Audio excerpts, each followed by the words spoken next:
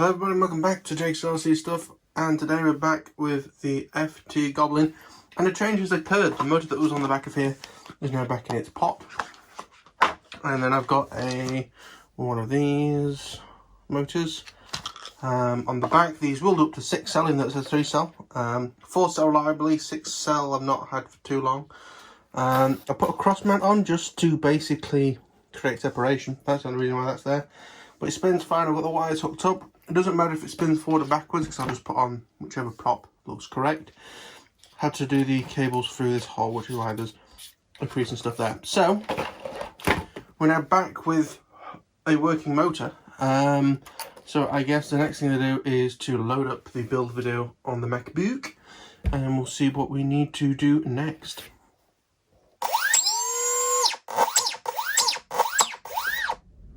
Oh good, so it looks like that hasn't actually fixed the problem at all. Okay, so what that means I'm going to have to do is leave this for now, so this is going to be a brutally short video, and I'm going to have to order a new speed controller. I'm probably going to get a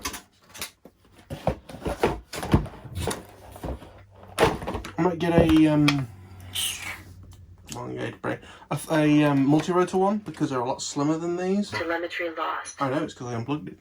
And with those I'm probably going to end up having to use a separate back, but I've got plenty of them in the cupboard. But it's annoying because I'm going to have to cut around here to get that non-working one out, which is a ball ache.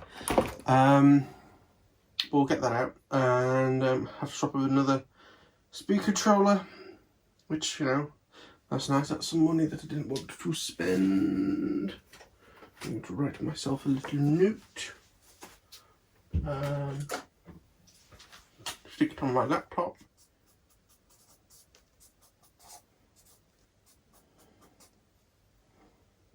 FT, what the fuck's it called? Goblin. SC for FT Goblin. That can go on my palm rest. So yeah, that's a real kick in the arse. I still think that's probably going to be the best motor for this blade, so keep it on. For those who are saying, why don't you change the timing, I have done to both timing settings that I can choose on that speed controller, and it's worse than auto. So I put it back to auto and it's still worse, so God knows what's happening with it. But we now know it's a speed controller, so I need like a 30 amp. Another thing is the 30 amp will be a lot less than like the 50 amp I'd need for the other one. So you can get like a 30 amp, 35 amp single flight controller. Sorry, ESC for multi-rotors. I'm quite tired, I've been at work today. But no, so this is going to be a disastrously short video. Good job it's a Tuesday video and not, you know, what's going to be like a proper Friday video. But there's always been the good videos come out on Friday, and then slightly worse Tuesday, and even worse on Monday. But yeah, this is a disappointingly short video, so I apologise for that. I'll probably go online and order an ESC now to get a ASAP. And yeah, but thank you for watching. If you liked, I don't know why you would, but like it. Subscribe if you want to see what happens when I do get a new speed controller. And if you have any questions or anything, leave it below. But do remember that I have tried timings on the speed controller, tried 2 different motors. And it's a speed controller. It's just a Hobby King 40 ampere, clearly quite crap. At least it means that I can use the cables that came on that ASC on the flight controller. But anyway, I'll see you on the next one. Bye bye. Hello everybody and welcome back to the rebuild of the Dart. This was one of my first iNav planes. There was a bit of a disaster, and I'm trying to rebuild it with a slightly different setup of iNav to see how we get on. Now, the problem is that we don't really have a plane to replace this anymore. We have the Dart 250, which is a bit small and a bit compromised to try and, so you can theoretically get it on 250 grams, although most people have it running higher anyway. This was a slightly bigger version that could probably hold more weight, but again, they don't really have like a Dart 2. I bought this as a kit, so it actually has these servos that are spare servos for the Macro Sky Hunters. Has the classic T-Motor MN 2206 2000 kV motor on the back with an upgraded 3D printed mount because the first one broke. Two things I would say if they are going to bring out a version 2 of this is, first of all, have more strengthening. I put this strengthening in the first build. The stickers are from the Tomahawk from Hobby King, just to add some colour to it. Could really do with this like being extended out here and something sort of back here, because it is still a little bit floppy even with my little additions. Another thing that's a massive problem on this is if I show you trying to bend this aileron, it springs back. That is because this is completely wrong. The servo should be over here somewhere, connecting over there, so it's parallel, not parallel, but perpendicular to the aileron line. The fact that it's like this, where it's not, so that this, you know, the bottom of this horn here should be parallel with that, and then the servo kick out there. The fact that they've put it sort of in the airstream is wrong, but it is, you know, one of ZOHD's first products. You know, they sort of came out with 3. There was this, the Orbit, and something else. But yeah, this is something that I think they've changed on later models, which is good. Yeah, our first step with this, so I've removed the old iNav system. The GPS is still on the bits that was the top of this. So what I'm going to do is I'm going to strip out all the bits that we don't actually need. It's going to be running on 3S. It's got a lithium-ion battery in here for now, but as you can tell, it's only a 10 amp. My other one's a 6 amps max, which this pulls about 25 amps, which isn't good. What I do have in here are, I believe, the LG cell, if I remember correctly. No, Samsung 30Qs. So these are 3000, so slightly less, but they're 20 amps. Which this is 25 amps flat out. So as long as I treat full throttle as like a blip, they should be fine. I can't close that. We'll come back to it. So what my first step is going to be is I'm just going to take out all the extra stuff that we don't need and get rid of it, and I'll show you what we're getting rid of and stuff like that soon. But a little time lapse for you, I believe.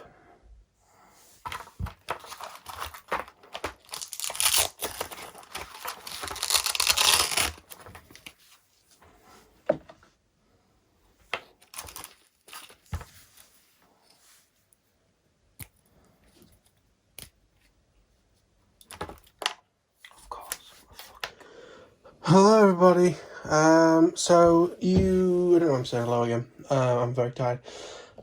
Your time lapse got cut off because pretty much 5 seconds and somebody started making noise outside and they were going to come in and annoy me at some point, so I just cancelled it. And while I was waiting, I did get all of the sort of spare stuff out. So the video transmitter, I was going to swap it for 1.3, got out some of these extension leads, took the top off, put them in there for now. Servo adapters, extension leads, things like that.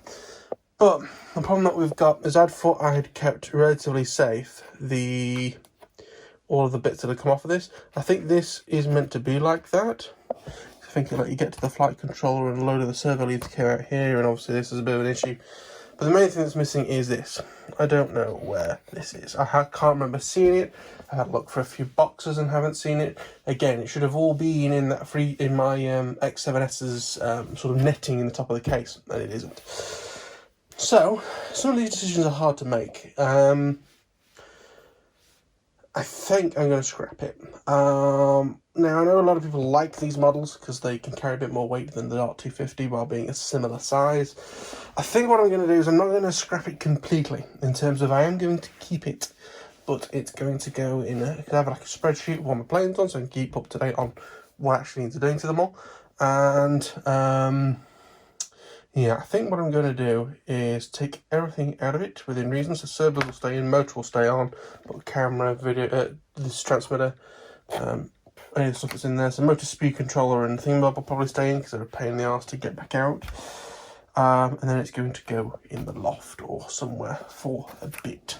Yeah, I need to have a bit of a sort out in the loft because there's some old crap in there. And it would be interesting to show you some of them before I scrap them. So that might be a fun video that comes in the future. Yeah, I'm going to take all the bits out. I've glued bits in just so they don't get lost themselves. I've glued this canopy where it's broken across there back together and put a rubber band on it.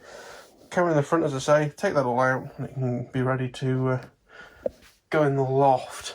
But But again, it means that these parts can go to something else. It means I've got room for something else, so this model doesn't take up a massive load of things. The thing is, though, is that then we're kind of low on things to do. I've still got the drop quad that isn't a quad in here. Obviously, we've got the FT Goblin to finish when that speaker control eventually comes. That I think I'll bundle those two together, the third on the FT Goblin and this. I think what I'm going to do next, to help with cash flow more than anything, and space, is I'm going to get up models that need moving off of the X7S onto the Radio Masters, as everyone is going to be. Obviously some are going to have the R9 taken out and moved to Crossfire, and those are easy UHF and just need moving over basically in binding. They don't even need binding. So the 1.3 Radio Master stuff shouldn't be that hard to do. Just a bit of laptopy time. Yeah, and then we can move on to some movie stuff from the 10. At some point I'm probably going to get bored, and I think I will get the mini drag out and start that. That will run iNav, I think. That just seems to make the most sense. And it's probably going to run Crossfire with 5.8, which is not going to be the most maximum distance of things, but I do want a decent link. I've got them Rush FPV transmitters I can put in it. But that is the current plan. So we will probably have some tales of the workshops and stuff soon while I get that stuff sorted. But until then, you can have a time lapse now of me taking the bits out of this. But this will be the end of the video of me talking. So thank you for watching. Like if you like, subscribe, comment and stuff. And I've already said this already because you're gonna have the clips from the bit of the depending on how I edit it with the FT Goblin. But yeah, a bit of a shorter video, a bit of a disastrous video, because the Goblin's fine, it just needs to be to order parts, but this is sort of the end of this model on the channel as it is.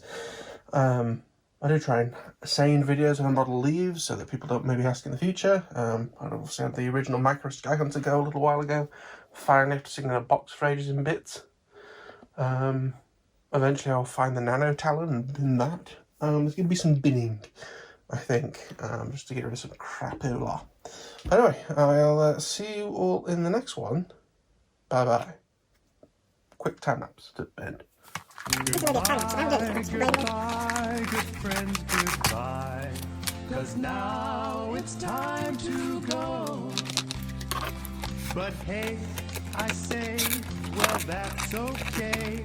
'Cause we'll see you very soon, I know. Very soon, I know. Goodbye, goodbye, good friends, goodbye. And tomorrow, just like today, the moon, the bear, and the big blue house will be waiting for you to come and play. To come and play. To come and play. Bye now.